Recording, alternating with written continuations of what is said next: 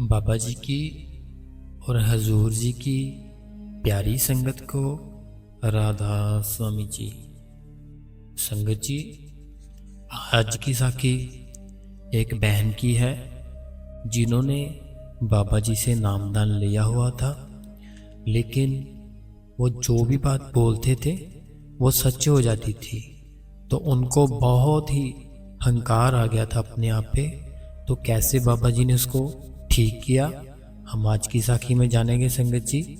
तो जो भी संगत इस चैनल पर नहीं है, कृपया इस चैनल को सब्सक्राइब कर दे और कमेंट बॉक्स में राधा स्वामी लिख दे संगत जी, राधा स्वामी जी। संगत जी, एक बहन थी जिसको कि नामदान लेने की बहुत ही इच्छा थी। इतनी इच्छा थी कि बोलती थी कि मुझे नामदान मिल जाए तो मैं हर टाइम भजन सिमरन ही करूँगी। तो हुआ भी कुछ ऐसे, उस पे दया मेहर हो गई बाबा जी की और उसको नामदान मिल गया। जैसे उसको नामदान मिलता है संगत जी, तो बहुत ही वो भजन सिमरन करती है, डेली भजन सिमरन पर बैठती है और बाबा जी का हर टाइम उनका ही ख्याल अपने मन में रखती थी। बस उसको और कुछ नहीं चाहिए था, बस बाबा जी का प्यार ही चाहिए था। तो संगत जी, हुआ कुछ ऐसे कि अभी कुछ ही टाइम बीता था, तो वो जो भी बात बोलती थी अपने हस्बैंड को, अपनी मदर को, किसी को भी जो भी बोलती थी वो सच होने लग गया संगत जी। जैसे उसने कोई भी काम हो तो बोल दिया हाँ हो जाएगा, वो काम हो जाता था। किसी का कुछ भी हो, हस्बैंड का कुछ काम हो, तो अगर उसने बोल दिया कि कोई बात नहीं हो जाएगा, तो वो संगत जी उसी टाइम हो जाता था। इतनी दया मेहर हो गई उस पर बाबा जी की, क्योंकि वो भजन सिमरन बहुत ही करती थी संगत जी, बहुत ही ज़्यादा। तो हुआ कुछ ऐसे, उसको धीरे धीरे अपने आप पे हंकार होने लग गया, क्योंकि जो उसके घर वाले थे वो भी इसको बोलने लगे कि तुम्हारे पर बहुत दया मेहर है बाबा जी की, तुम जो भी बात बोलती हो अपने मुंह से वो उसी टाइम सत्य हो जाती है, तो तुम्हारे पे तो बहुत ही दया मेहर है। जब उसने अपनी वाह सुनने लगी, उस पे मन पे बहुत ही और अहंकार आने लग गया कि मैं हूँ, जो भी हूँ मैं ही हूँ, मेरे से ऊपर कोई नहीं है। तो संगत जी, हुआ कुछ ऐसे कि उसके घर के पास ही जो साथ वाला घर था, एक खाली प्लाट था, उसके साथ एक और घर था। तो ऐसे हुआ कि दोनों जब सुबह उठते तो बाहर झाड़ू लगाते और जितना भी कूड़ा होता, कुछ भी होता, उस प्लाट में फेंक देते। तो वो जो प्लाट था वो काफ़ी टाइम से ऐसे ही पड़ा था, किसी को पता नहीं था वो किसका प्लाट है। तो संगत जी, उसने सोचा कि मेरे मुख से जो भी बात निकलती है वही सच हो जाती है, तो क्यों ना मैं जो ये प्लाट है इसको ही अपना बना लूँ। उसके मन में लालच आ जाता है संगत जी। तो जैसे उसके जो पड़ोस वाले होते हैं सुबह सफाई करने लगते हैं, तो वो क्या करती है कि जो झाड़ू लगाती है वो बोलती है कि ये हमारा है प्लाट, अभी इस पे आप कूड़ा मत फेंकना, अपना जो कूड़ा है आप कहीं और फेंक के आना, अभी हम इस पे नहीं फेंकने देंगे। तो वो जो लेडीज़ होते हैं उसके पड़ोस वाले, वो बोलते हैं कि हम भी काफ़ी टाइम से रह रहे हैं यहाँ पे, ये आपका प्लाट नहीं है, तो ये तो अभी पता ही नहीं है किसका प्लाट है, तो आप भी कूड़ा फेंकते हो, हम भी कूड़ा फेंकते हैं, तो इसमें क्या हो गया। तो संगत जी, इसी बात को लेके दोनों में झगड़ा हो जाता है, दोनों में मारपीट शुरू हो जाती है। इतने में उनका हस्बैंड आ जाता है अंदर से। तो वो क्या करता है, वो जो लेडीज़ होते हैं पड़ोस वाले, उनको थोड़ा सा बोल देता है, कुछ ना कुछ गालियाँ निकाल देता है गुस्से में, तो मारपीट भी करता है उनके घर पे। तो संगत जी, वो क्या करते हैं कि वो कंप्लेंट कर देते हैं पुलिस में। तब वे जो ये बहन होती है ये सोचती है कि मैं तो जो भी बोलती हूँ वही सच हो जाता है, तो हमारा कुछ नहीं होगा। तो वो बैठती है भजन सिमरन पर। जैसे संगत जी भजन सिमरन पर बैठती है तो सोचती है कि इनका बहुत ही बुरा हो, जो भी ये फैमिली है सबका, बहुत बुरा होना चाहिए बाबा जी इनका, इनके साथ हर टाइम बुरा ही होना चाहिए। तो जो ये प्लाट है साथ वाला वो भी हमारा हो जाए। तो ऐसे वो जब भजन सिमरन पर बैठती है ऐसे ही वो सोचती रहती है, क्योंकि उसको लगने लग गया था कि मैं जो भी सोचूंगी जो भी कहूँगी वो बात मेरी सच हो जाएगी, इसलिए वो ऐसा सोचती थी। तो ऐसा उसने सोचा कि इनका बुरा हो जाए, इनका माड़ा टाइम शुरू हो जाए। लेकिन संगत जी होता क्या है कि वो जो पड़ोस वाले होते हैं वो कंप्लेंट कर देते हैं पुलिस में, और पुलिस जो होती है उनके हस्बैंड को ले जाती है पकड़ के। तो संगत जी जैसे ही वो पुलिस लेकर जाती है उनके हस्बैंड को, तो वो फिर से भजन सिमरन पर बैठ जाती है। तो बोलती है कि बाबा जी मैंने तो कहा था उनका बुरा हो जाए, तो ये तो हमारे साथ ही उल्टा हो गया जी, क्या हो गया हमारे साथ, तो ऐसा क्यों हो रहा है हमारे साथ। तो लेकिन उसको अभी भी बहुत अहंकार होता है अपने आप पे। तो संगत जी होता क्या है कि उनकी जो लड़ाई है धीरे धीरे बहुत ही ज़्यादा होने लगती है दोनों में, इतनी लड़ाई होने लगती है कि बहुत ही ज़्यादा। तो अभी वो क्या होता है कि जो उनका हस्बैंड होता है वो कहीं जॉब करता होता है, तो उनका जो पुलिस का मैटर होता है वो ख़त्म हो जाता है, तो उनका केस चलने लग जाता है कोर्ट में। वो केस कर देते हैं उन पे भी, उन्होंने हमको मारा है पीटा है, उनके जो हस्बैंड होते हैं उन पे।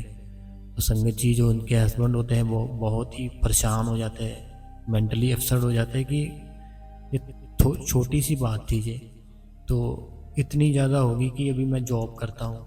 आपको तो संगत जी पता ही है जिनका कोर्ट में केस चलता है, कभी इतनी तारीख पड़ गई कभी इतनी तारीख पड़ गई, वो चलता ही रहता है।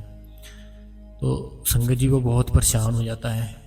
तो वो जो बहन होती है उसका अहंकार अभी भी उतना ही, वो बोलती है कि बाबा जी जो भी ये कोर्ट का केस है हम ही जीते वो ना जीते। तो ऐसे ही बस वो जैसे भजन सिमरन पर बैठती थी उसको लगता था कि मैं जो बोलूँगी वो सच हो जाएगा। तो लेकिन संगत जी ऐसा कुछ नहीं होता, वो उनके साथ ही उल्टा बुरा होने लग गया। उनके हस्बैंड की जॉब भी जाने लग गई कि आपने हर टाइम तरीक पे जाना है, कभी थाने से फ़ोन आ जाता है कभी कचहरी में, तो बहुत परेशान हो जाता है। तो संगत जी जो उसकी फैमिली होती है बहन की, उनको समझाती है कि तेरे कारण की जो लड़ाई हुई है तेरे कारण हुई है, तो अभी तू ऐसा कर उनके घर पर जा, उनसे माफ़ी मांग, और जो तुम्हारे ऊपर जो केस चल रहा है उसको ख़त्म कर, नहीं तो पूरी लाइफ तो हमारी बर्बाद हो जाएगी ऐसे।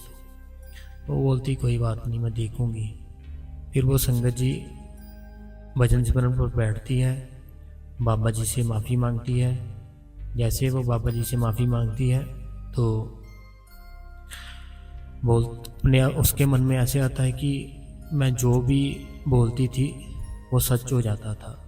तो ये मेरे पे कितनी बड़ी बाबा जी की दया मेहर थी, लेकिन मैं उस बात को हजम नहीं कर पाई।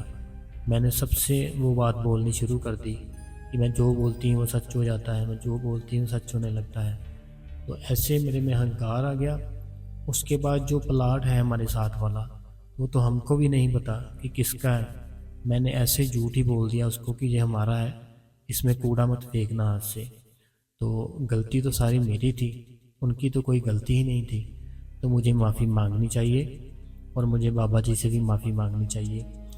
तो भजन सिमरन कर बैठती है तो सबसे पहले तो बाबा जी से माफ़ी मांगती है कि बाबा जी मुझे माफ़ कर दो, मेरे से गलती हो गई, तो आप मेरे पे दया मेहर करो।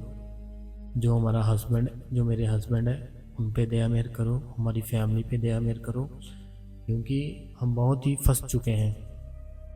तो अभी आप ही हमें निकालोगे, तो अब मैं कभी भी अपने आप पे अहंकार नहीं करूँगी और बहुत ही आराम से रहूँगी, और आपका जैसे पहले था ऐसे ही भजन सिमरन करूँगी और सेवा करूँगी। बस आप इस जो भी हमारा चल रहा है मैटर उसको ख़त्म कर दो बाबा जी।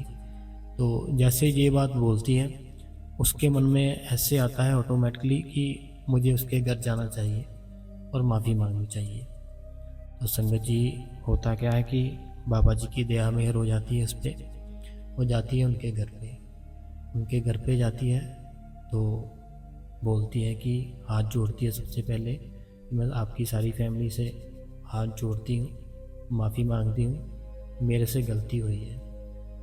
तो वो जो फैमिली होती है वो खुद बोलती है कि हमें तो खुद कुछ नहीं पता चल रहा था कि आपको क्या हो गया, क्योंकि आप तो बहुत ही अच्छे थे। आपका तो पूरा हमको पता है कि आप ऐसा कर ही नहीं सकते। तो ऐसा कैसे आपके मन में आ गया कि ये प्लाट हमारा है, मैं कूड़ा नहीं फेंकने दूंगी। तो आप चाहो आप वो प्लाट रख लो, कोई बात नहीं, लेकिन हमारे से रहो तो इज्जत से रहो, बात करो अच्छे से। आप तो लड़ने लग गए, हमें गालियाँ देने लग गए। इस कारण हमने जो कंप्लेंट की थी आपकी। तो अब आप टेंशन मत लो, अगर आपने वो प्लाट रखना है वो भी रख लो।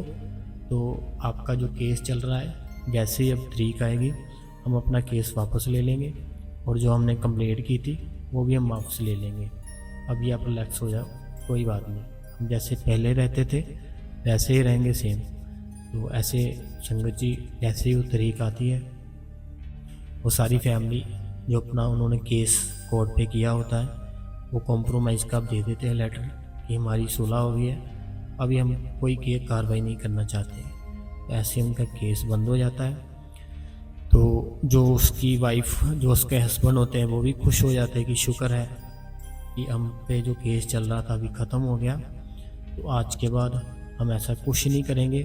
तो दोनों फैमिलियों में इतना प्यार बढ़ जाता है, तो पहले जैसे दोनों फैमिलियाँ हो जाती है। तो फिर वो जो बहन होती है भजन सिमरन पर बैठती है। तो जैसे ही वो भजन सिमरन पर बैठती है तो बाबा जी को बोलती है कि बाबा जी, आज के बाद मैं जो भी बात बोलूँ सच हो चाहे ना हो, लेकिन मेरे मन में अहंकार मत आने देना कभी भी। और मैं जो भी भजन सिमरन जितना टाइम पहले करती थी, मेरा उससे ज़्यादा टाइम हो जाए, कम ना हो, बस इतनी दया मेरे कर दो। तो संगत जी, उस पर बहुत दया मेर होती है बाबा जी की। और ऐसे संगत जी जिन्होंने नामदान लिया हुआ है वो सोचने लग जाते हैं, कभी कभी कुछ बातें उनकी सच होने लगती है, तो उनको ऐसे लगता है कि मैं जो भी बोलूँगा, जो भी सोचूंगा सच हो जाएगा। तो ये कोई अच्छी बात नहीं है, ये बहुत अहंकार अपने आप में आ जाता है हमें भजन सिमरन जब करते हैं ना हम। तो बाबा जी की हम पे तो दया मेर होती है कि हम जो बोलते हैं सच हो जाता है, लेकिन हमको उस चीज़ का अहंकार आ जाता है मन में। ऐसा कभी नहीं करना संगत जी। तो जितनी भी संगत है, मेरी हाथ जोड़ के विनती है आपसे कि जिन्होंने नामदान लिया है भजन सिमरन करो, जो भी बाबा जी ने टाइम बताया है। तो भजन सिमरन करना चाहिए हमें, सिमरन तो हर टाइम करना चाहिए, और भजन भी। और जो भी सेवा अभी नामदान लिए नहीं लिया जिन्होंने, वो सत्संग पे ज़रूर जाए, सेवा पे ज़रूर जाए। संगत जी, हाथ जोड़ के विनती है आपसे, जो भी संगत इस चैनल पर नहीं है, बाबा जी की संगत है, हजूर जी की संगत है, हमारे इस चैनल को सब्सक्राइब कर दें। और कमेंट बॉक्स में संगत जी राधा स्वामी लिखते जी, बहुत ही प्यार से, राधा स्वामी संगत जी।